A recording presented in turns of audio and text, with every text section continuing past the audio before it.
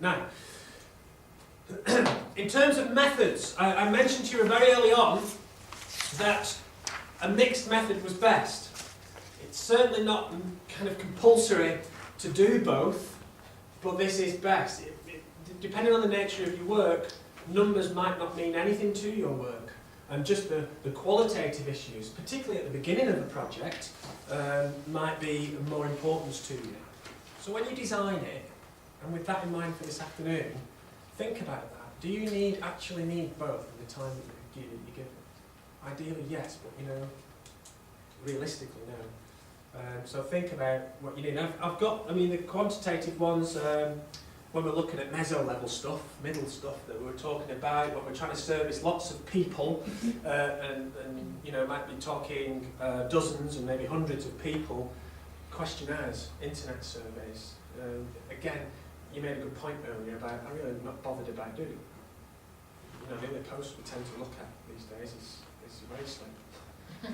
It's true, isn't it? It probably says the same thing every month, but you still read it more than all the other junk that you're getting and everything else. Yeah. So if you're dealing with, and again, things like service utilisation, which is what Sport England love, absolutely love that one.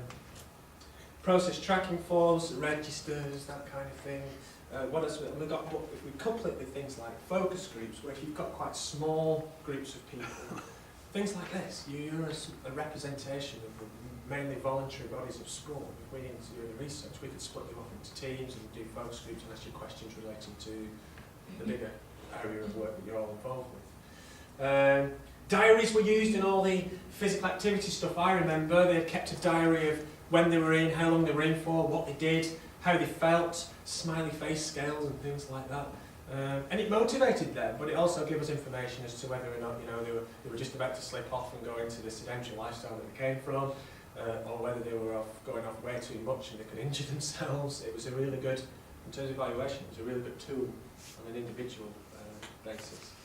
In-depth interviews, maybe one-to-one interviews where we really tackle the nitty-gritty of your project matter through an individual. It might be a leader of a scheme, but we really go in depth. We might look at the development of the scheme, the theory underpinning it, the future direction of it, and go into some real depth there in terms of the interview. Focus groups are normally steered by the people rather than the person.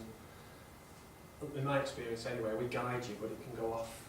We can guide you towards the aims and objectives of the scheme, but if it goes off and there are other things that are relevant to the success or the value of that scheme, we let it.